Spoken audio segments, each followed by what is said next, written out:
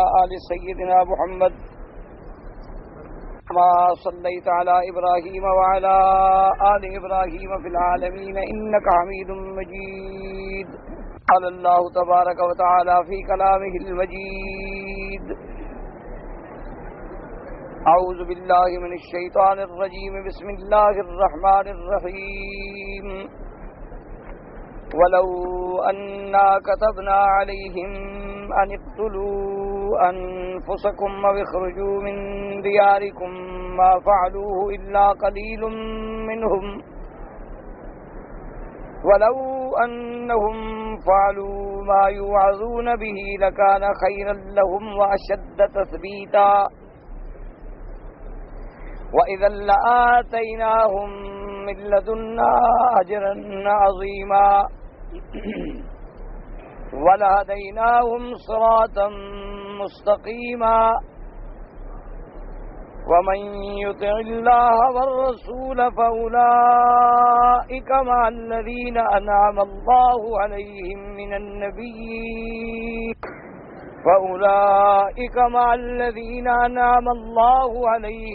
من النبيين والصديقين والشهداء والصالحين وحسن أولئك رفيقا. ذلك الفضل من الله وكفى بالله عليما. اللہ تبارک و تعالی نے سورۃ النساء کی ان آیات مبارکہ میں ارشاد فرمایا ہے کہ وَلَوْ أَنَّا كَتَبْنَا عَلَيْهِمْ کہ اگر ہم ان پہ لکھ دیتے کہ اپنے آپ کو قتل کرو یا اپنی حویلیوں کو چھوڑ کے نکل جاؤ تو اس حکم پہ نہ عمل کرتے مگر تھوڑے سے لوگ،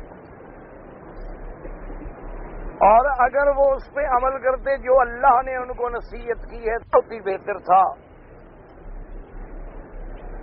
جیسا کہ ان آیات مبارکہ سے پہلے آیات سابقہ میں اور دروس ماضیہ میں الحمدللہ پڑھ چکے ہیں، سن چکے ہیں. خلاصتاً میں عرض کر دوں، اللہ تبارک و تعالی نے ارشاد فرمایا تھا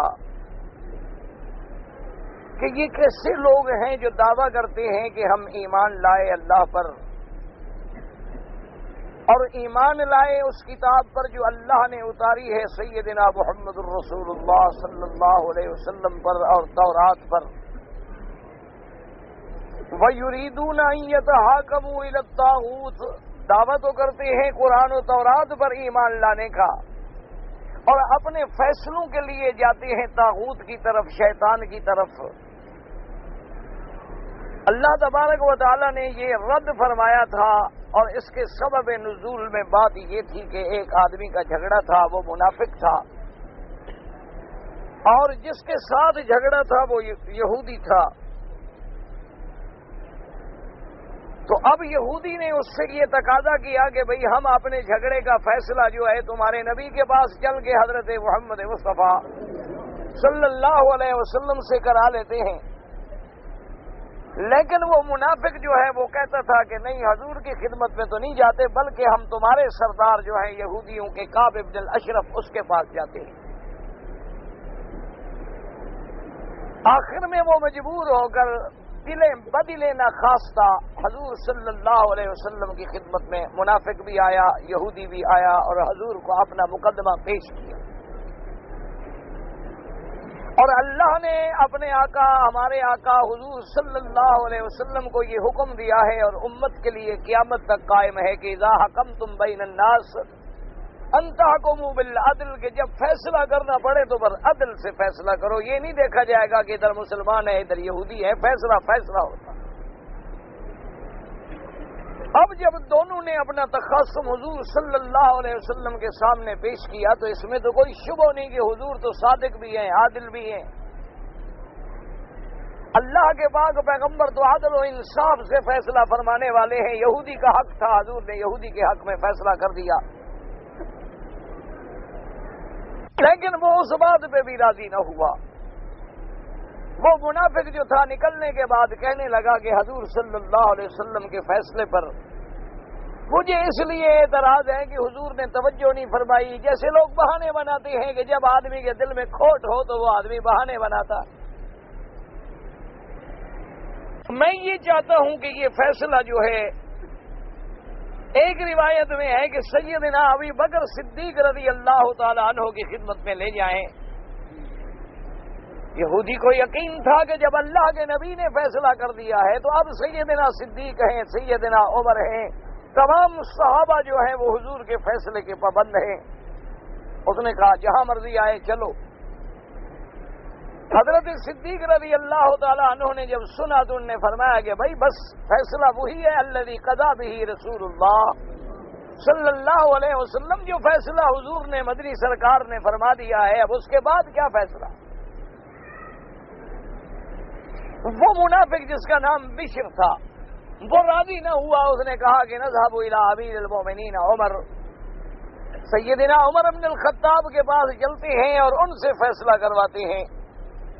اصل میں منافق کے دل میں یہ بات تھی کہ سیدنا عمر جو ہیں بڑے سخت طبیعت ہیں اور آپ کی طبیعت میں بڑا جلال ہے، بڑا غصہ ہے، اور خاص طور پہ کفر اور یہود سے بڑی آپ کو غصہ اور بڑی آپ کو چڑ ہے. اور سیدنا عمر رضی اللہ تعالیٰ عنہ کی یہ صفت جو ہے تورات میں بھی آئی ہے، جو حضور پاک صلی اللہ علیہ وسلم نے فرمایا کہ تورات میں بھی ہے کہ قرن من حدید، وہ تو لوہے کا ایک سینگ اتنا سخت ہے کہ اس میں ہلنے کا اور لچک کوئی نہیں. سیدنا عمر رضی اللہ تعالیٰ عنہ کی خدمت میں آئے. آگے یہودی نے سارا واقعہ سنایا کہ اس طرح ہمارا جھگڑا ہے اور میری خواہش تھی کہ حضور آپ کے جو نبی ہیں وہ فیصلہ فرمائیں، اور یہ مسلمان ہو کے کہتا ہے کہ یہودی فیصلہ کرے. لیکن حضور نے میرے حق میں فیصلہ کر دیا ہے، سیدنا ابی بکر نے بھی میرے حق میں فیصلہ کر دیا ہے، اور یہ اب آپ کے پاس پھر آیا ہے کہ آپ دوبارہ فیصلہ کریں. حضرت عمر رضی اللہ تعالی عنہ نے اس بشر سے پوچھا کہ بھئی یہ بات ٹھیک ہے، جو بات یہودی کہہ رہا ہے یہ بات درست ہے؟ اس نے کہا ہاں جی بالکل درست ہے. اصل بات یہ ہے کہ حضور صلی اللہ علیہ وسلم توجہ نہیں فرما سکے اور میری بات جو ہے وہ صحیح معنوں میں آپ کی خدمت میں پیش نہیں ہو سکی. آپ نے فرمایا اعلیٰ مکانے کو ماں تم ٹھہرو، میں تمہارا فیصلہ کرتا ہوں. حضرت عمر رضی اللہ تعالی عنہ اپنے گھر میں تشریف لے گئے اور تلوار لے کے آئے اور آ کے اس منافق کی گردن اڑا دی اور فرمایا کہ جو میرے مدنی سرکار کے فیصلے کو نہ مانے بس عمر کا فیصلہ پر یہی ہے. حضور صلی اللہ علیہ وسلم کو اس منافق کے وارثوں نے خبر دی کہ قتل عمر رضی اللہ تعالی عنہ، کہ حضرت عمر نے ہمارے ایک آدمی کو جو کلمہ پڑھتا ہے مسلمان ہے غصے میں آ کے قتل کر دیا ہے. حضور نے فرمایا ما اظن ان یجتری عمر، آپ نے فرمایا مجھے اتنا گمان نہیں کہ عمر ایسی جرت کرے کہ ایک کلمے پڑھنے والے کو قتل کر دے. حضور صلی اللہ علیہ وسلم نے بلایا، حضرت عمر رضی اللہ تعالی عنہ حاضر ہوئے. آپ نے پوچھا کہ کیا بات ہے؟ اس نے کہا حضور بات بالکل سیدھی سی ہے کہ جس کو آپ کا فیصلہ منظور نہیں بس عمر کے پاس تو پھر تلوار ہے. میں تو یہ برداشت نہیں کر سکتا کہ کوئی آدمی میرے آقا کے فیصلے پہ انکار کرے. میں نے قتل کیا ہے اور اس کے بعد اگر اس کی سزا میں آپ مجھے قتل کرنا چاہتے ہیں تو میری گردن حاضر ہے، لیکن میں یہ بات برداشت نہیں کر سکتا کہ حضور کے فیصلے کا کوئی انکار کرے. حضور صلی اللہ علیہ وسلم نے ابھی کوئی فیصلہ نہیں فرمایا تھا کہ اللہ نے اگلی آیات جو تھی آپ نے پڑھی ہیں فلا وربک لا یؤمنون حتی یحکموک فیما شجر بینہم. اللہ نے فرمایا محمد مدنی مجھے تیرے رب کی قسم ہے، یعنی خدا نے اپنی قسم کھا لی.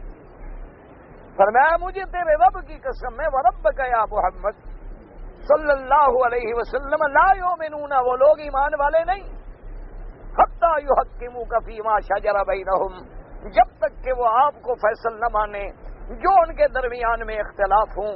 اور پھر صرف یہ نہیں کہ فیصل مانے ثم لا یجدوا فی انفسہم حرجا، آپ کے فیصلے کے بعد ان کو دل میں بھی کوئی تنگی نہ ہو، یعنی دل و جان سے اس فیصلے پہ راضی ہوں. یہ نہیں کہ فیصلہ حق میں ہو جائے تو راضی ہو جائیں اور خلاف ہو جائے تو ناراض ہو جائیں.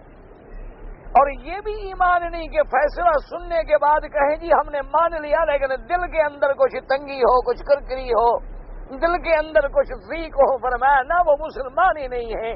اور اللہ نے عرش سے فیصلہ کر دیا کہ عمر کا فیصلہ قبول ہے، جس نے آپ کا فیصلہ نہیں مانا وہ کافر ہے، وہ مسلمان نہیں، اور اس کا دم جو ہے وہ حدر ہے، اس کا کوئی قصاص نہیں۔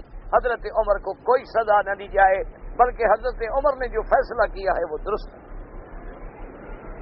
اور اسی لیے یاد رکھیں کہ فیما شجر بینہم، لفظ ہے شجر بینہم، اس لفظ سے علماء مفسرین کرام نے، سلف صالحین نے، رضوان اللہ علیہم اجمعین نے یہ مسئلہ نکالا ہے کہ بھی صرف اختلافات یا معاملات کا معاملہ نہیں، بلکہ اگر عقائد میں بھی جھگڑا ہو تو فیصلہ کس کا ہوگا؟ محمد الرسول اللہ کا۔ اگر معاملات کا بھی فیصلہ ہو تو فیصلہ ہوگا محمد مصطفیٰ صلی اللہ علیہ وسلم۔ اور حتیٰ کہ علماء نے اتنی باریک بات بھی لکھی ہے کہ مثال کے طور پر انسان ایک ایسے مقام پر ہے کہ جہاں پانی نہیں ملا، اور پانی نہ ملے، اب اس مسکین کو غسل کی ضرورت ہے یا وضو کی ضرورت ہے، تو اللہ کا فیصلہ کیا ہے؟ فَإِن لَّمْ تَجِدُوا مَاءً فَتَيَمَّمُوا صَعِيدًا طَيِّبًا، کہ اگر پانی نہ ملے تو مٹی سے تیمم کر لو۔ تو انہوں نے کہا کہ یہ بندہ تیمم تو کر رہا ہے، لیکن کہتا ہے یار اچھی بات نہیں ہے، میں تیمم سے نماز پڑھوں گا، حالانکہ مجھے غسل کی ضرورت تھی، میں اچھی طرح صاف نہ ہوا، میں اچھی طرح پاک نہ ہوا۔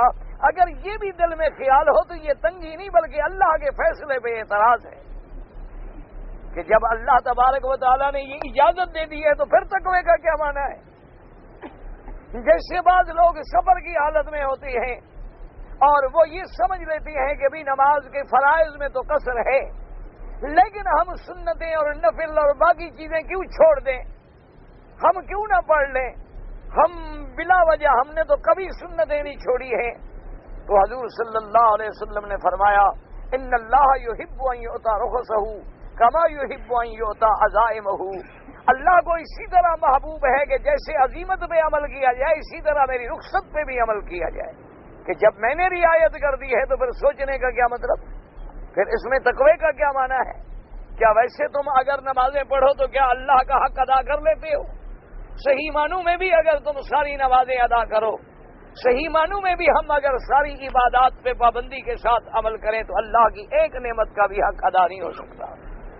اللہ تبارک و تعالیٰ کے حقوق کیسے ادا ہو سکتے ہیں کہ جب سرکار مدینہ رحمت دو جہاں یہ فرماتے ہیں کہ یا رب ما عبدنا کا حق کا عبادتک، کیا ہے پروردگار عالم ہم نے عبادت تو کی ہے لیکن تیری عبادت کا حق ادا نہیں کر سکے، ما عرفنا کا حق کا معرفتک، مالا تیری ذات پہ ایمان ہے، صفات پہ ایمان ہے، لیکن صحیح معنوں میں مقام معرفت جو ہے وہ ہم حاصل نہیں کر سکے۔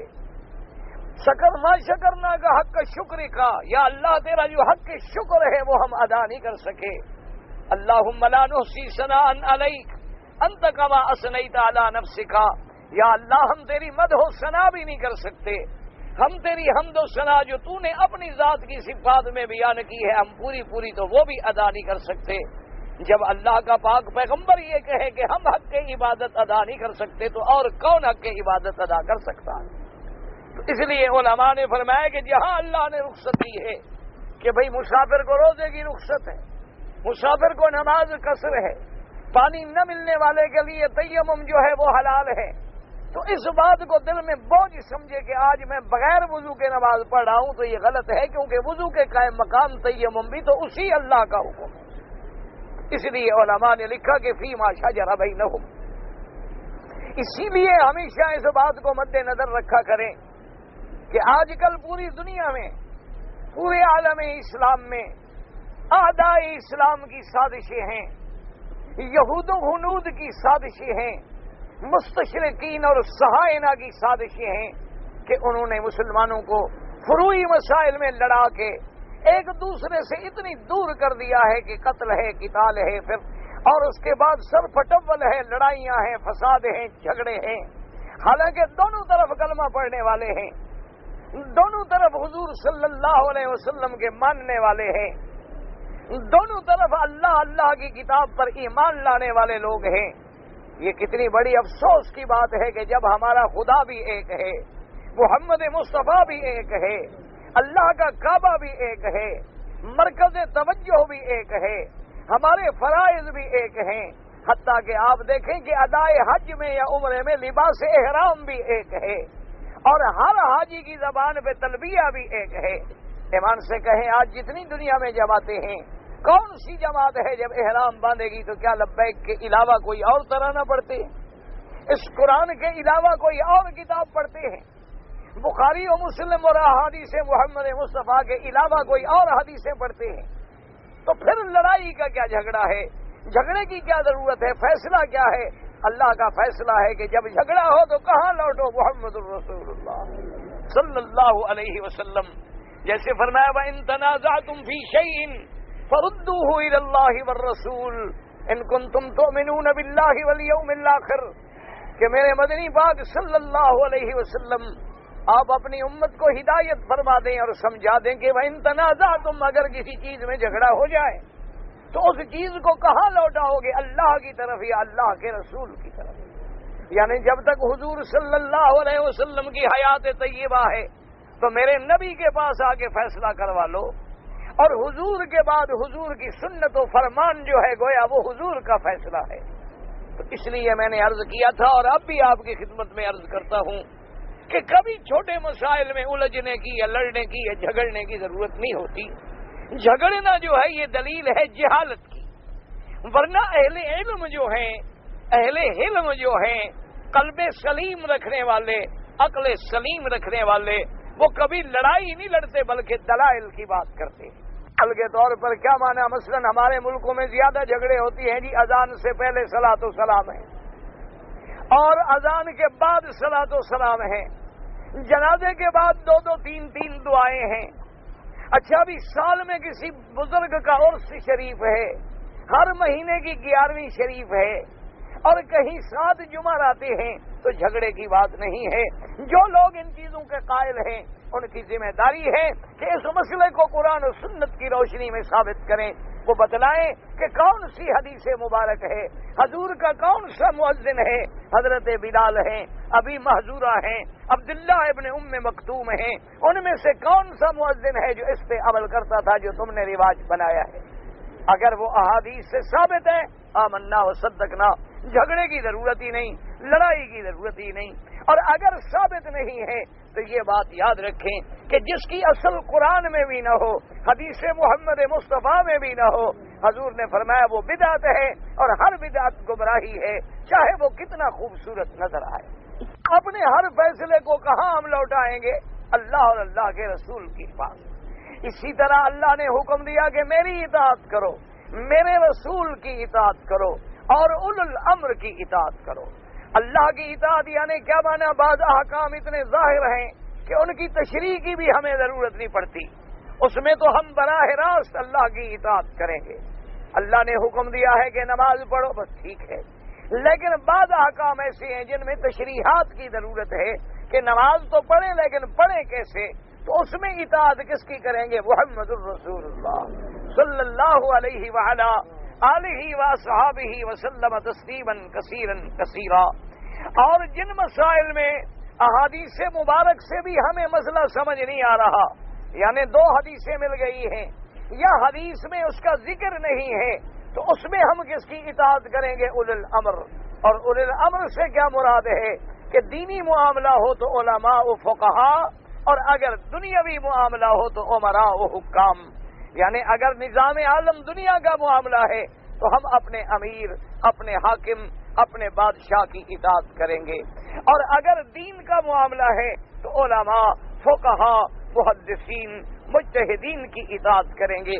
یہ اللہ اور اللہ کے رسول کا حکم ہے، اور اسی پہ ہم چلیں گے، اور جو اس پہ نہ چلے اللہ کا فیصلہ ہے کہ وہ شخص مومن نہیں، مسلمان نہیں، اس کا اسلام سے کوئی تعلق نہیں۔ یاد رکھیں کہ صرف اسلام کا معنی یہ نہیں ہوتا کہ آدمی زبانی دعویٰ کرے، مسلمان کہلانے کا معنی یہ نہیں ہوتا کہ آپ زبان سے کہتے ہیں کہ ہم مسلمان ہیں یا کلمہ پڑھ لیا، بلکہ اسلام کا معنی یہ ہوتا ہے کہ ہمارے تمام معاملات، ہمارے عقائد، ہمارے معاملات، ہماری تجارت، ہماری معاشرت، ہماری اقتصادیات، ہماری سیاسیات سب تابع ہو قرآن و سنت کے، کتاب اللہ اور سنت رسول اللہ کے صلی اللہ علیہ وعلا آلہ واصحابہ وسلم تسلیما کثیرا کثیرا۔ کیا مانا ایک آدمی اسلام کا دعویٰ کرے لیکن نماز نہیں پڑھتا، ایک آدمی اسلام کا دعویٰ کرے روزہ نہیں رکھتا، ایک آدمی اسلام کا دعویٰ کرے لیکن سود خور ہے، ایک آدمی اسلام کا دعویٰ کرے لیکن فیصلے انگریزی مانتا ہے، ایک آدمی اسلام کا دعویٰ کرے لیکن قرآن و سنت کے فیصلے پہ عمل نہیں کرتا، عورتوں کے نکاح ہیں، طلاق ہے، تنسیخ ہے، سب انگریزی قانون کے سہارے ڈھونڈتا ہے، تو بات سمجھ آ گئی کہ اللہ کے حکم کے مطابق یہ لاکھ دعویٰ کرتا رہے لیکن یہ مسلمان اور ایمان کا حقدار نہیں۔ اس لیے ہمیں اپنی صورت میں، اپنی سیرت میں، اپنے کردار میں، اپنے اعمال میں، اپنے افعال میں اتباع کرنی ہوگی سیدنا محمد الرسول اللہ صلی اللہ علیہ وعلا آلہ وصحابہ وسلم تسلیما۔ حضور پاک نے فرما دیا کہ منافق کس کو کہتے ہیں کہ زبان پہ اسلام ہو لیکن اندر اسلام نہ ہو، یہ منافق اعتقادی ہے۔ اور اسی طرح ایک منافق عملی ہے، کیا مانا کہ اندر باہر مسلمان تو ہے لیکن عمل وہ کرتا ہے جو کافروں والے ہیں، عمل وہ کرتا ہے جو منافقوں والے ہیں۔ جیسے حضور پاک نے فرمایا کہ مثلا منافق کی علامت کیا ہے؟ فرمایا اذا حدث کذبا، جب بات کرے تو جھوٹی کرے، اور فرمایا جب وعدہ کرے تو وعدہ پورا نہ کرے، اور امانت رکھی جائے تو خیانت کرے، اور ایک روایت میں ہے کہ جب بات کرے تو گالی گلوچ کرے۔ حضور پاک نے فرمایا کہ ہر آدمی ذرا اپنے اعمال پہ نظر ڈال لے کہ کیا میں جھوٹ تو نہیں بولتا؟ اگر جھوٹ بولتا ہے تو مانا اس میں بھی نفاق کی ایک علامت ہے، اگر جھوٹ بھی بولتا ہے اور خیانت بھی ہے تو منافق کی دو علامتیں ہیں۔ جھوٹ بھی بولتا ہے، خیانت بھی کرتا ہے اور بد زبانی بھی کرتا ہے تو نفاق کی 3 علامتیں ہیں۔ اسی لیے حضور پاک نے فرمایا کہ جب تم قرآن پڑھو یا حدیث رسول پاک پڑھو، جہاں مومنوں کی صفتیں آئی ہیں اپنے اندر تلاش کرو کہ کیا یہ صفتیں ہمارے اندر موجود ہیں، تو الحمدللہ ہم بھی مومن ہیں۔ اسی طرح منافقوں کی جو صفتیں آئی ہیں، مشرکوں کی جو صفتیں آئی ہیں، کافروں کی جو صفتیں آئی ہیں، ان میں غور کرو کہ خدا نہ کرے کہیں ہم میں یہ صفتیں تو موجود نہیں۔ اگر موجود ہیں تو اس کا مطلب یہ ہے کہ ہم بھی منافق ہیں اور نفاق سے عمل کر رہے ہیں۔ کی وجہ ہے کہ آج ہمارا اکثر آدمی جو ہے بظاہر حضور سے بڑی محبت کا دعویٰ کرتا ہے لیکن حضور کی شکل بھی اسے محبوب نہیں، بظاہر حضور سے بڑا محبت کا دعویٰ کرتا ہے لیکن حضور کا لباس بھی اسے قبول نہیں، بڑا محبت کا حضور سے دعویٰ کرتا ہے، حضور کی نماز اور سنت بھی اسے قبول نہیں، بڑا محبتوں کے دعوے کرتے ہیں لیکن فیصلے میں حضور کا فیصلہ قبول نہیں۔ کتنے مسلمان ہیں جو اپنی بیٹیوں کو ورثہ نہیں دیتے، کتنے مسلمان ہیں جو اپنی بہنوں کے حق کھا کے بیٹھے ہیں، کتنے مسلمان ہیں جو اپنی بیویوں بیٹیوں کی اور اپنے بیوہ عورتوں کی شادی نہیں کرتے۔ وجہ کیا ہے؟ وہ ہندوانہ رسومات کے حامل ہیں، ورنہ اسلام کا صرف دعویٰ ہے۔ اگر آج بھی ہم اسلام کے احکام پہ چلیں تو کوئی وجہ نہیں ہے کہ ہم ترقی نہ کر سکیں، لیکن افسوس یہ ہے کہ آج ہر لحاظ سے ہم کافروں کے محتاج ہیں۔ ہم اپنی عزت اور عظمت جو ہے وہ کفر میں ڈھونڈتے ہیں، لیکن اصل عزت جو ہے، اصل نصرت جو ہے وہ میرے اللہ کے ہاتھ میں ہے۔ وَمَن نَّصْرُ إِلَّا مِنْ عِندِ اللَّهِ إِنَّ اللَّهَ عَزِيزٌ حَكِيمٌ۔ اب جناب یہ آیتیں جو ہم نے آج تلاوت کی ہیں، اب ان آیتوں کو سمجھیں تو ان کے سمجھنے میں انشاءاللہ آسانی ہوگی۔ اللہ تبارک و تعالیٰ نے فرمایا وَلَوْ أَنَّا كَتَبْنَا عَلَيْهِمْ أَنِ اقْتُلُوا أَنفُسَكُمْ أَوْ اخْرُجُوا مِن دِيَارِكُمْ مَا فَعَلُوهُ إِلَّا قَلِيلٌ مِّنْهُمْ۔ اللہ نے فرمایا میرے مدنی صلی اللہ علیہ وسلم، اگر ہم ان پہ فرض کر دیتے، حکم دیتے کہ اپنے آپ کو قتل کرو یا اپنے گھروں سے نکل جاؤ میرے حکم پر، تو یہ تو پھر بہت تھوڑے اس پہ عمل کرتے۔ کیا مانا؟ ہم نے تو ایسا سخت حکم بھی نہیں دیا، ہم نے تو اتنا حکم دیا ہے نا کہ اپنے ہر معاملے میں میرے مدنی کا فیصلہ مانو صلی اللہ علیہ وآلہ آلہ وصحابہ وسلم تسلیما کثیرا کثیرا۔ ہم نے تو کوئی ایسا حضور کی امت پہ سخت حکم نہیں دیا، بلکہ حضور کی امت پہ تو اللہ کی خصوصی مہربانیاں ہیں، اللہ کا خصوصی کرم ہے، اللہ کا خصوصی رحم ہے کہ رحمت کے فیصلے ہیں۔ حضور کی امت کو اللہ نے عذاب سے بچایا ہے، مسخ سے بچایا ہے، خسف سے بچایا ہے. حضور کی امت کے لیے کتنی بڑی رعایت ہے کہ پوری زمین جو ہے مسجد ہے, پوری زمین کی مٹی پر جہاں چاہے تیمم کر لیں, مال غنیمت ان کے لیے حلال ہے. حضور پاک کی امت کو اللہ نے 4 بیویوں تک نکاح کرنے کی اجازت دی ہے. یعنی ہر حکم میں رعایت ہے, ہر حکم میں رحمت ہے کہ نمازیں 5 پڑھیں لیکن لکھی 50 جائیں گی. ہر مسئلے میں اللہ نے حضور کی امت کو خیر امت بنایا اور رحمت کے حکم دیے. اللہ نے فرمایا اگر ہم یہ حکم کر دیتے کہ اپنے نفسوں کو قتل کرو تو پھر تو بہت تھوڑے اس پہ عمل کرتے. اس کی اب جناب یہ سمجھیں, مثال کے طور پر یوں سمجھیں کہ اللہ نے ہمیں حکم دیا ہے, ذرا ہم ٹھنڈے دل سے غور کریں کہ ہم مسلمان ہیں, حرمین الشریفین میں کھڑے ہیں, مکے اور مدینے کی سرزمین میں رہتے ہیں, قرآن و سنت کے ماننے کا دعویٰ کرتے ہیں, حضور کے عاشق بھی ہم بنتے ہیں. اب ذرا ہم غور کریں کہ کیا ہم نے حضور کے حکم کو مانا ہوا ہے؟ کیا ہمارے گھروں میں نمازیں ہیں؟ کیا ہمارے گھروں میں حلال و حرام کی تمیز ہے؟ کیا ہمارے گھروں میں ہمارے بیوی بچے اسلام پہ چلتے ہیں؟ کیا ہماری تجارت اسلام کے مطابق ہے؟ کیا ہمارے معاملات اسلام کے مطابق ہیں؟ کیا ہمارا لین دین اسلام کے مطابق ہے؟ کیا ہماری صورت سیرت شکل اسلام کے مطابق ہے؟ کیا ہمارا لباس اسلام کے مطابق ہے؟ کیا ہمارا کھانا پینا اسلام کے مطابق ہے؟ اگر نہیں ہے تو پھر ہم نعوذ باللہ ذرا غور کریں کہ کہیں ایمان سے نکل کر منافقوں کی صف میں تو نہیں چلے گئے. اور ان آیات کی, اور یہی وجہ ہے, یاد رکھو کہ آج دنیا میں 1 ارب 34 کروڑ مسلمان ہیں, لیکن میرے آقا نے فرمایا تھا کہ ایک وقت آ جائے گا جب مسلمان ذلیل ہو جائیں گے. تو صحابہ نے پوچھا کہ یا رسول اللہ صلی اللہ علیہ وسلم کیا وجہ ہے, یعنی اس زمانے میں مسلمان تھوڑے ہوں گے؟ آپ نے فرمایا نہیں, تھوڑے تو نہیں ہو تو بہت زیادہ ہوں گے, لیکن حالت ایسی ہوگی کہ غصہ السیل, کہ جیسے کوئی چھل آتی ہے, فلڈ آتا ہے, سیلاب آتا ہے اور اس میں کوڑا کرکٹ بہ جاتا ہے, اسی طرح مسلمان ذلیل ہو کے بہ جائیں گے. ان کی کوئی قیمت نہیں ہوگی, ان کے خون کی کوئی قیمت نہیں ہوگی, ان کی کوئی عزت و عظمت نہیں ہوگی, ان کی کوئی حیثیت نہیں ہوگی. وجہ کیا ہے کہ وہ صرف زبانی کلامی تو مسلمان ہوں گے لیکن اپنے اعمال سے اسلام سے دور ہوں گے. یاد رکھیں, ایک تو میرا معاملہ میرے مالک کا ہے کہ اپنے بندوں کے ساتھ معاملہ کرتے ہیں. دنیا میں بندہ مسلمان ہے کافر ہے اس کا بندہ ہے. اصل سزا اور جزا کے فیصلے تو آخرت میں ہوں گے کہ آخرت میں مومن کو انعام ملے گا, کافر کو سزا ملے گی.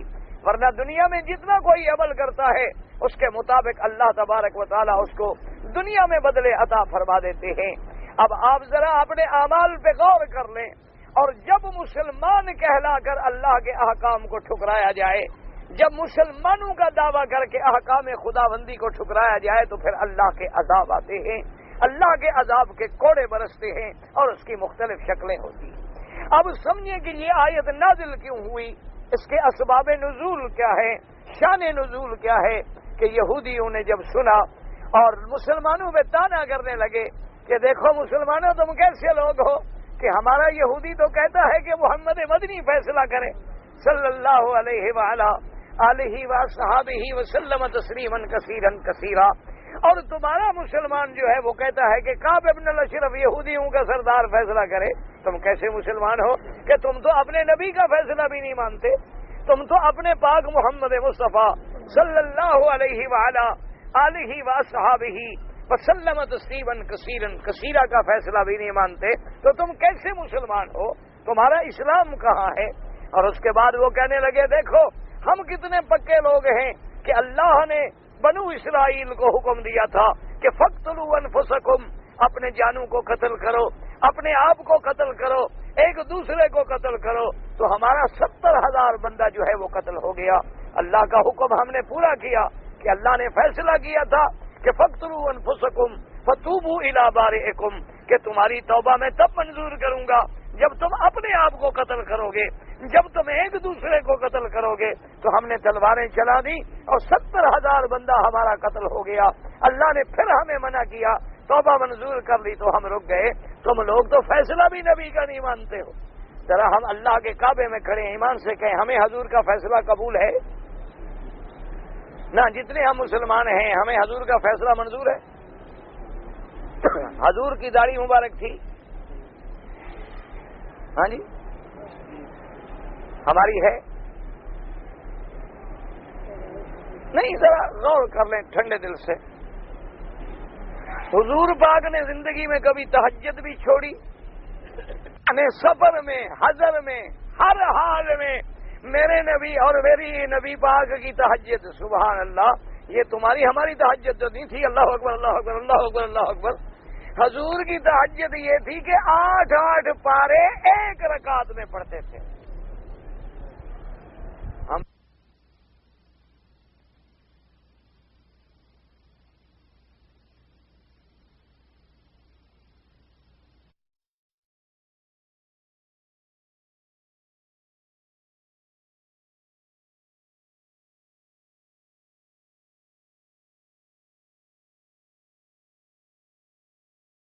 کے پاؤں پہ ورم آ گئی.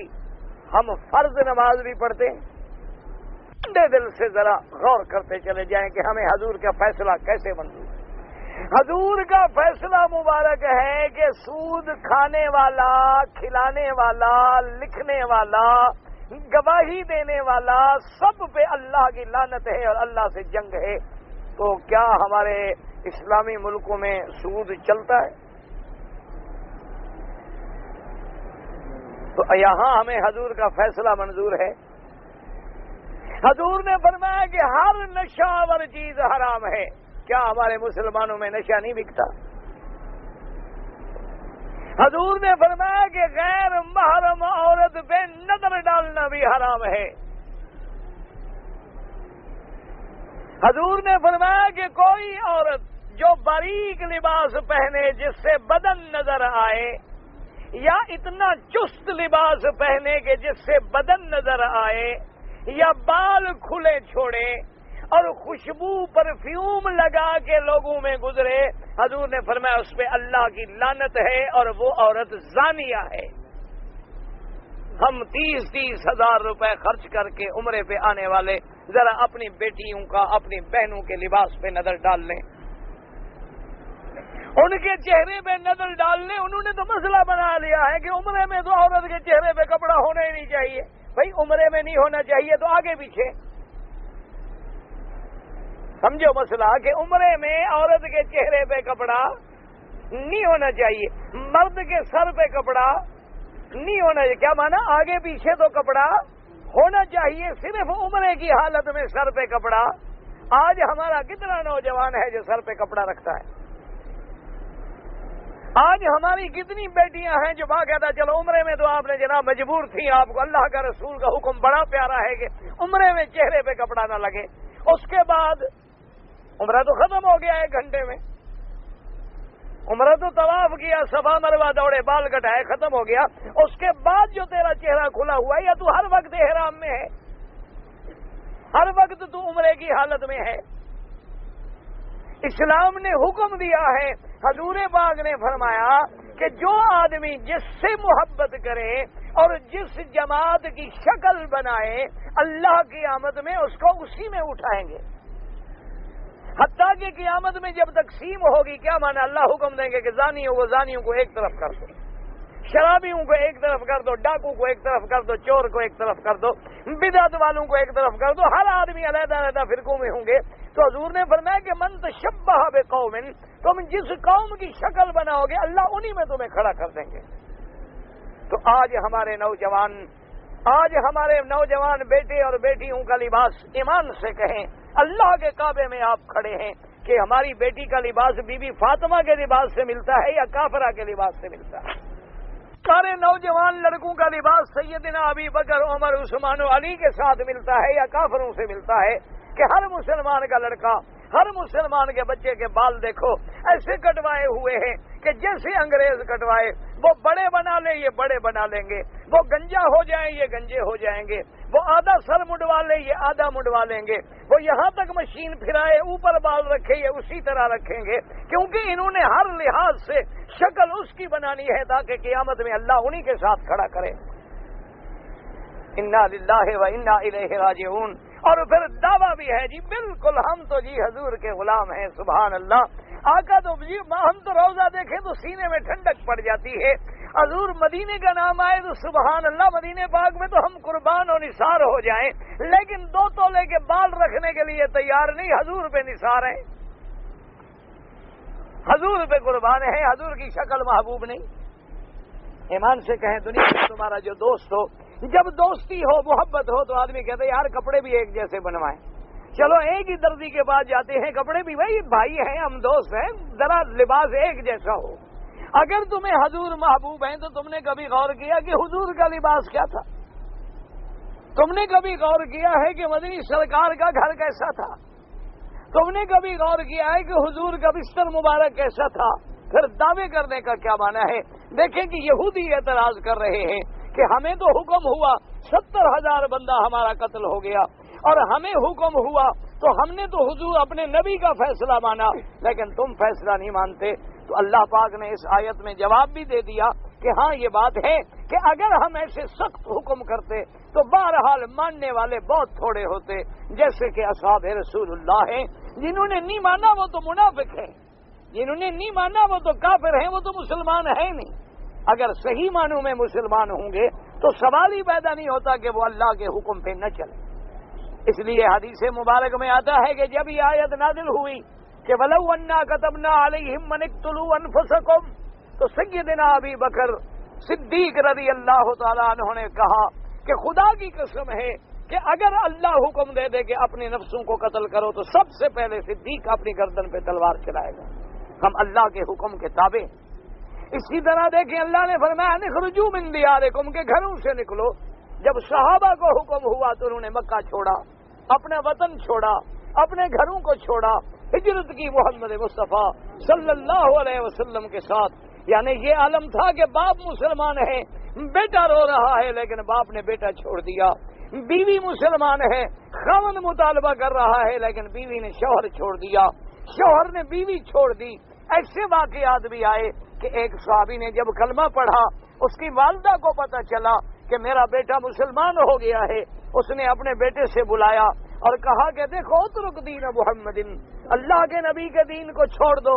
اس نے کہا اما جان واللہ لا اترک دین محمد، میں محمد مدنی کا دین نہیں چھوڑوں گا۔ اس نے کہا دیکھو ما آکل حتی اموت، میں آج کے بعد بھوک ہڑتال کرتی ہوں، میں کھانا بند کر دیتی ہوں، میں مر جاؤں گی لیکن میں کھانا نہیں کھاؤں گی۔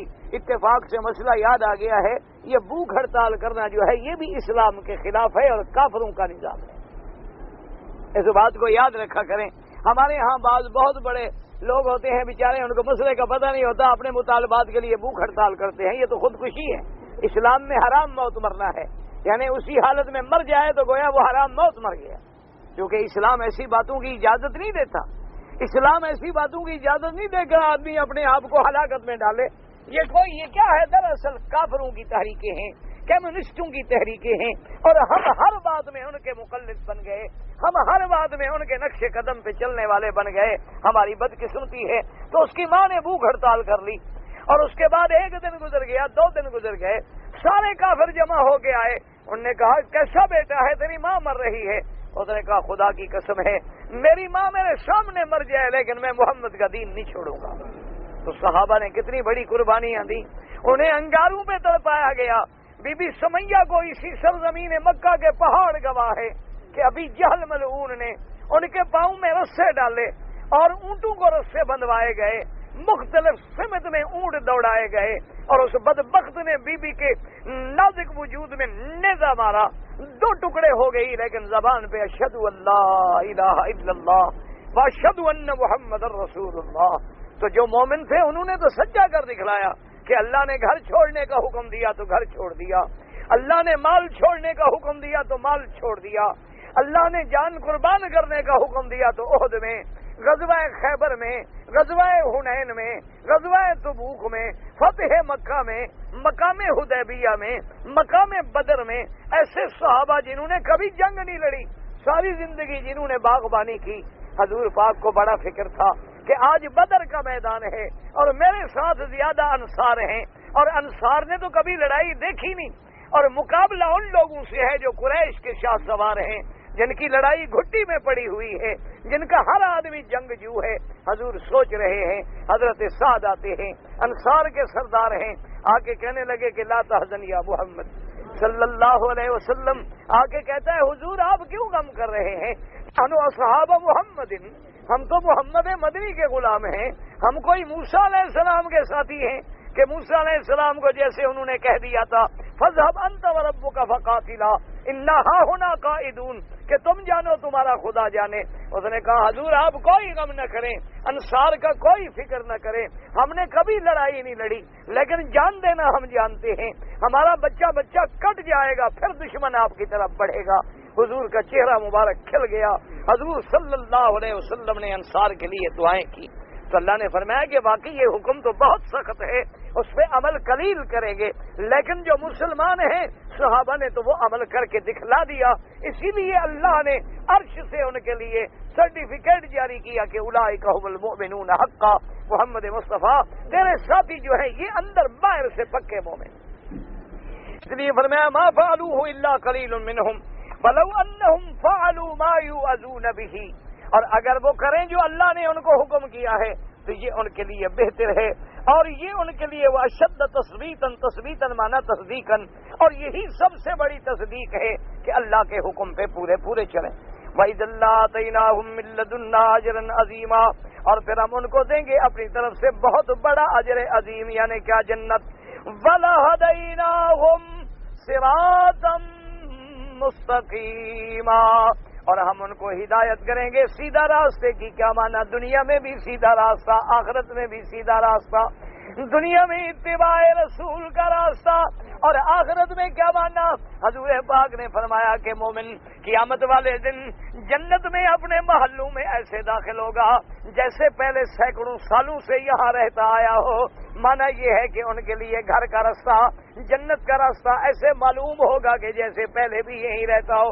وجہ کیا تھی کہ اللہ نے ان کو ہدایت کر دی، اس لیے وہ آخرت میں بھی کہیں گے الحمدللہ الذی ہدانا لہذا وما کنا لنہتدی لولا ان ہدانا اللہ۔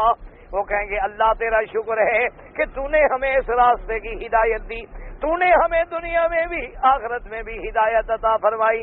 اور اس کے بعد پھر اللہ نے فرمایا کہ جو میرے مدنی کی اطاعت کریں، وَمَن يُطِعِ اللَّهَ وَالرَّسُولَ، جو اللہ کی فرما برداری کریں اور اللہ کے رسول کی فرما برداری کریں، فَأُولَئِكَ مَعَ الَّذِينَ أَنْعَمَ اللَّهُ عَلَيْهِمْ، وہ قیامت میں ان لوگوں کے ساتھ ہوں گے جن پہ ہم نے انعام کیا ہے، اور سب سے زیادہ انعام کس جماعت پہ؟ فرمایا من النبیین والصدیقین والشہداء والصالحین وحسن اولئک رفیقا۔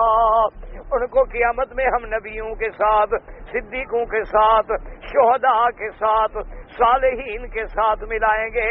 اور کیا ہے ان کا ملنا کتنا اچھا اور کتنا پیارا ہے۔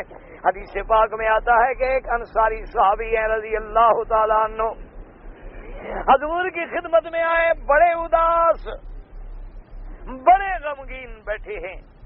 حضور پاک نے فرمایا مالی اراک کئیبا، میرے صحابی کیا وجہ ہے کہ تم بڑے اداس بیٹھے ہو، غمگین بیٹھے ہو؟ اس نے کہا حضور میں سوچ رہا ہوں مجھے آپ سے اتنی محبت ہے کہ میں گھر جاتا ہوں تو پھر مجھے آپ کی تڑپ ہوتی ہے، میں دوڑ کے پھر آ جاتا ہوں، نمازوں میں آ جاتا ہوں، اب فجر میں آ جاتا ہوں، آپ کی زیارت نصیب ہو جاتی ہے، آپ کی صحبت نصیب ہو جاتی ہے، آپ کی معیت نصیب ہو جاتی ہے۔ اور میرے مدنی میں تو ڈر رہا ہوں قیامت والے دن کہ آپ تو جنت میں سب سے اعلیٰ مقام میں ہوں گے، تمام نبیوں سے بھی اعلیٰ، تمام رسولوں سے بھی اعلیٰ، سب سے افضل مقام میں آپ ہوں گے۔ اور یا رسول اللہ صلی اللہ علیہ وسلم مجھے پہلے تو یہ بھی پتا نہیں کہ میں جنت میں بھی ہوں گا کہ نہیں ہوں گا، اللہ جانے، کیونکہ جنت جو ہے وہ ماں سوا اللہ کی رحمت سے کبھی نہیں مل سکتی۔ یاد رکھو جنت ملے گی تو اللہ کی رحمت سے، ہمیں ہمارے اعمال سے نہیں، کیونکہ ہمارے سارے عمل بھی ملا کہ اللہ کی ایک نعمت کا بدلہ بھی نہیں بن سکتے۔ اس لیے جب بھی جنت ملے تو اللہ کی رحمت سے ملے گی۔ اور اگر یا رسول اللہ پاک نے صلی اللہ علیہ وسلم مجھے جنت میں اپنی رحمت سے بھیج بھی دیا تو کہاں آپ کا مرتبہ اور کہاں میرا درجہ؟ تو تو پھر میں کیسے آپ کو ملوں گا؟ اللہ نے قرآن نازل کر دیا، میرا مدنی اپنے ماننے والوں کو، اپنے اطاعت کرنے والوں کو خوشخبری دے گو کہ ہم قیامت میں ان کو بھی نبیوں کے ساتھ رکھیں گے۔ کیا مانا؟ یہ نہیں ہوگا کہ ہم نبیوں کے درجے میں پہنچ جائیں گے، نا کون پہنچ سکتا ہے؟ مانا یہ ہے کہ بعض حدیثوں میں آتا ہے کہ اللہ مومن کو اجازت دے دیں گے کہ کھڑکی کھول کے اوپر والوں کا نظارہ کر لے، اور کبھی ایسے ہوگا کہ اللہ کے نبی مومنین کے پاس تشریف لائیں گے اور ملاقات کا شرف نصیب ہو جائے گا۔ یہ مانا ان کی مائیت ہوگی، یا جیسے حضور پاک نے حدیث میں فرمایا انا وکافل الیتیم ھکذا، حضور نے فرمایا کہ جو یتیم کی پرورش کرے، کسی یتیم بچے کی نگرانی کرے، خدمت کرے، پالے پڑھائے، فرمایا قیامت والے دن وہ میرے اتنے قریب ہوگا، یعنی جیسے تھوڑا سا فاصلہ ہے اتنی فاصلہ ہوگا اس کے اور میرے درجات میں۔ اور اسی طرح حضور نے فرمایا تاجر الصدوق الامین مع النبیین، فرمایا کہ جو تاجر ہے، تجارت کرتا ہے دنیا میں، کاروباری ہے لیکن سچا ہے، امانت والا ہے، دھوکہ نہیں دیتا، جھوٹ نہیں بولتا، اسلام کے مطابق معاملات کرتا ہے، ہر بات کھول کھول کے بتا دیتا ہے، صحیح معاملہ کرتا ہے، لا ضرر ولا ضرار، لٹیرا نہیں، فراڈی نہیں، جھوٹا نہیں، کذاب نہیں، دھوکے باز نہیں، سچا ہے، امانت والا ہے، اور تجارت بھی حلال کے پیسے سے کرتا ہے، فرمایا وہ بھی قیامت میں نبیوں کے ساتھ ہوگا، وہ بھی قیامت میں صدیقین و شہداء کے ساتھ ہوگا۔ اللہ نے فرمایا میرا مدنی پہلا مرتبہ نبیین، اور دوسرا مرتبہ والصدیقین، اور تیسرا مرتبہ والشہداء، اور چوتھا مرتبہ والصالحین۔ لیکن یاد رکھیں صالحین کا صلاح کے بھی مرتبے ہیں، کیوں اللہ نے اپنے نبیوں کو بھی کہا انہو من عبادنا الصالحین، وہ میرے صالحین بندوں میں ہے، لیکن نبیوں کی صلاح کا مقام اور ہے، صدیقین کی صلاح کا مقام اور ہے۔ اور اللہ نے فرمایا یہ جو ہم رحمت کریں گے، کیوں کہ اللہ کی اطاعت کریں اور میرے مدنی محمد مصطفیٰ صلی اللہ علیہ وسلم کی اطاعت کریں، اور اس کے بعد فرمایا ذالک الفضل من اللہ، یہ انعام جو ہے یہ اللہ کی طرف سے فضل ہے، وَكَفَى بِاللَّهِ عَلِيمًا، اور اللہ تبارک و تعالی ہر چیز کے جاننے والے ہیں، کوئی دنیا کا ذرہ ان کے علم سے باہر نہیں ہے، وہ جانتے ہیں کہ یہ کس مقام کا حقدار ہے، یہ کس مرتبے کا حقدار ہے، یہ کس درجے کا حقدار ہے، یہ کس عہدے کا حقدار ہے۔ اور یاد رکھو اس آیت سے قادیانیوں نے، قادیانی یہ جو کافر فرقہ ہے، چاہے وہ قادیانی ہوں، چاہے وہ لاہوری ہوں، چاہے وہ احمدی ہوں، چاہے وہ مرزائی ہوں، جو بھی جس بہانے سے بھی میرے مدنی کے بعد کسی نبوت کا قائل ہو جائے کہ نیا نبی آ سکتا ہے، ذلی یا بروزی، تشریعی یا غیر تشریعی، اس کے کفر میں کوئی شک نہیں، وہ بہانے کرتے، وہ کہتے ہیں جی اللہ کے رسول کی اطاعت سے صدیق بن جاتا ہے، شہید بن جاتا ہے، صالح بن جاتا ہے، تو نبی کیوں نہیں بن جاتا؟ حالانکہ انہوں نے سمجھا نہیں، یہاں معیت کا حکم ہے، اللہ نے یہ نہیں فرمایا کہ جو اطاعت کرے وہ نبی بن جائے گا، فرمایا وہ نبیوں کے ساتھ ہوگا۔ باقی نبی کون بنے؟ اللہ اعلم حیث یجعل رسالتا، اللہ فرماتی ہیں وہ تو میں جانتا ہوں کہ میری رسالت کا حقدار کون ہے، نبوت کا حقدار کون ہے، اور اسی اللہ نے فرما دیا کہ جب میں نے محمد مصطفیٰ کو بھیجا تو خاتم النبیین، بالکل آخری پیغمبر، الذی لا نبی بعدہ ولا رسول بعدہ ولا معصوم بعدہ، جس کے بعد نبی کوئی نہیں، رسول کوئی نہیں، معصوم کوئی نہیں۔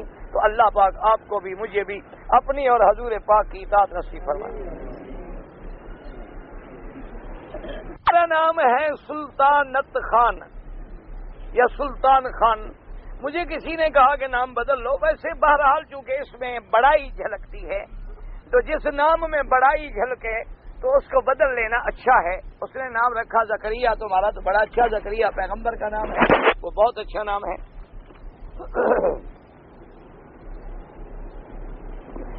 اگر ایک آدمی گھر میں نماز پڑھتا ہے، اذان بھی سنتا ہے، مگر دوسرے ساتھیوں کو تیاری میں دیر ہو جاتا ہے تو آدمی کیا کرے، وہ ساتھیوں کو کہہ کے آئے جماعت تو نہ چھوڑے، یہ تو نہیں کہ ساتھیوں کی وجہ سے جماعت بھی چھوڑ دے۔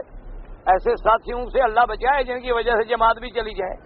بھئی ساتھیوں کو وقت پہ کہیں، اگر نہیں مانتے نہ مانے، اس کے ذمہ کہنا ہے جب اذان سنتا ہے تو جماعت کے ساتھ نماز پڑھے۔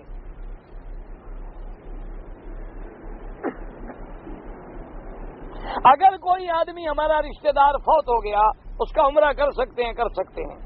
معجل حق مہر کا مطلب ہوتا ہے جو دیر میں دی جائے۔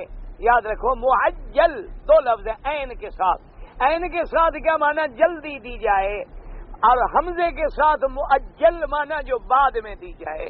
جیسے آدمی حق المہر میں طے کرتا ہے کہ جی 20,000 ریال حق المہر ہے، 10,000 تو ابھی ہم دے رہے ہیں اور 10,000 جو ہے اتنی مدت کے بعد ہم دے دیں گے۔ لیکن یاد رکھو حق المہر دینا لازمی ہے۔ حق المہر کے بغیر عورت حلال بھی نہیں ہوتی بعض ائمہ کے نزدیک۔ جن لوگوں نے نہیں دی ان کو چاہیے کہ فوراً ادا کر دیں۔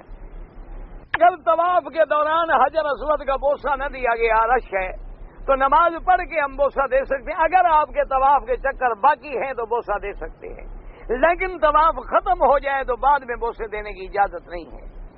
ہمارے مسلمان تو نماز چھوڑ کے بھی بوسہ دیتے ہیں ماشاءاللہ، یعنی فرض چاہے چلا جائے لیکن بوسہ دے دیا جائے کہ لوگ واپس جا کے ان کو اصل میں بتانا پڑتا ہے نا، کہ وہ پوچھیں گے حجر اسود کو بوسہ دیا تھا، اور کہ نہیں جی بڑا رہا کا یار پھر کیا عمرہ ہوا تمہارا۔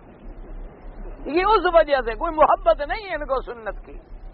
دیکھو نا آدمی ابھی امام کہتے ہیں السلام علیکم ورحمۃ اللہ اور حاجی حجر اسود پہ پہنچ گیا، نماز تو ختم ہو گئی نا، ابھی تو سلام بھی پورا نہیں ہوا، فرض چھوڑ کے حجر اسود پہ چلا گیا۔ یہ عجیب حاجی ہے۔ اصل وجہ کیا ہے کہ لوگوں کو دکھلانا ہے۔ دیکھا نہیں شیطان کے ساتھ کھڑے ہو کے فوٹو کھنچواتے ہیں، گھر بھیجتے ہیں کہ دیکھو میں اتنا ترقی کر گیا ہوں کہ شیطان کے ساتھ کھڑا ہوں۔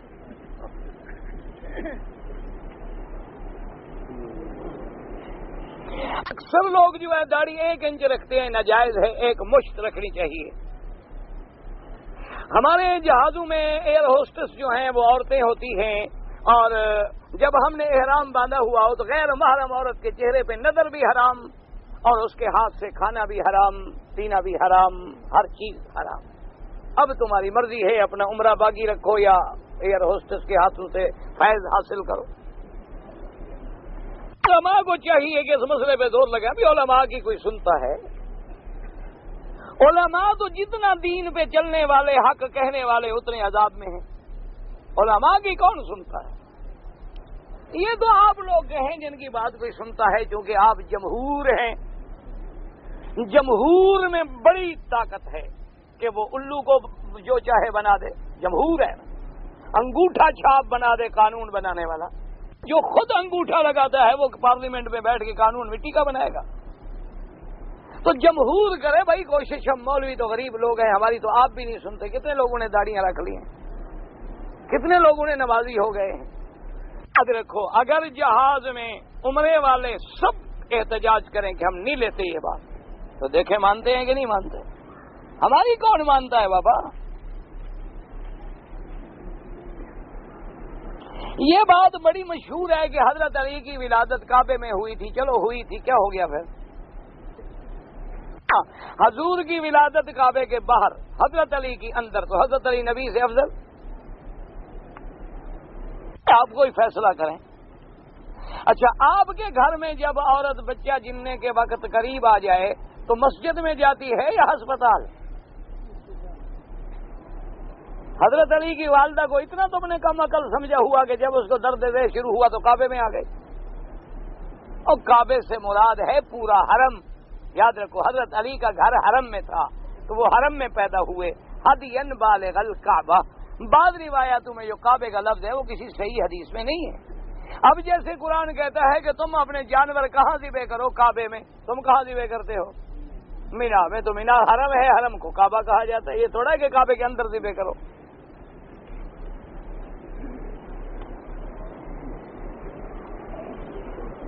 اگر زمزم کا پانی ہم لے جائیں اور وہاں تھوڑا ہو تو اس میں اور ملا دیں، کوئی حرج نہیں۔ سب سے بہتر تو یہ ہے اپنے کنویں میں ڈال دو بس، تھوڑا تھوڑا دے دو، وہی ایک گھونٹ پی لیں، زیادہ بہتر ہے۔ طواف کے دوران سینہ نہ کریں، ایسے چلیں جیسے چل رہے ہیں۔ صرف حجر اسود پہ کریں اور رکن یمانی پہ کریں.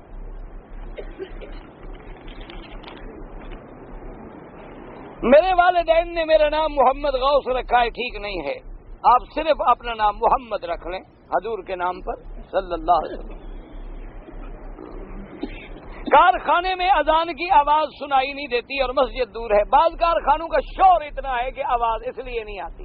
اگر شور بند ہو آتی ہے تو پھر مسجد جائیں، ورنہ اسی کارخانے میں کوئی جگہ ایک مقرر کر لے تاکہ تمہیں مسجد کا ثواب ملے.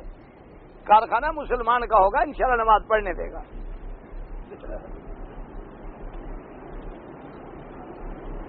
نماز میں الف لام میم پڑھ کر دوسری رکعت میں سورۃ الناس پڑھتا ہوں، کوئی حرج نہیں. اذان دیتے وقت کان میں انگلی رکھنا ضروری ہے، کوئی ضروری نہیں. اور بھی پہلے دور میں کرتے تھے بھی آواز اونچی ہو. اب لوگوں نے سمجھا یہ بھی ضروری ہے، جیسے نماز میں یہاں کان پکڑ لیتے اللہ اکبر. یہ پتہ نہیں کہاں. اب لاؤڈ اسپیکر ہے، کوئی انگلی دینے کی ضرورت نہیں کان میں.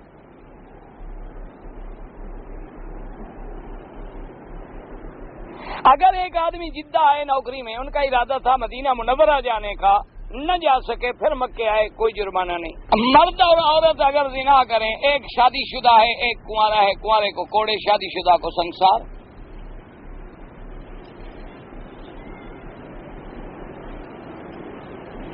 اگر عورت نے اپنے خود اقرار کر لیا کہ بھی میں نے زنا کیا ہے، اب خاوند اس کو طلاق دے رہا ہے تو حق المہر واپس کرے. کیوں واپس کرے؟ حق المہر کیوں واپس کرے بھائی؟ عورت نے تو طلاق نہیں مانگی، طلاق تو تم دے رہے ہو. اس نے گناہ کیا ہے، گناہ اقرار کیا، تم طلاق دینا چاہتے ہو، دے دو. حق المہر تو تم نہیں لے سکتے.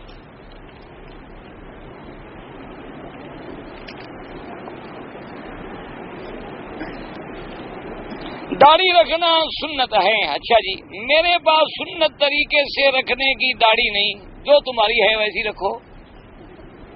اب یہ تو حکم نہیں ہے کسی دوسرے سے مانگ کے لگاؤ.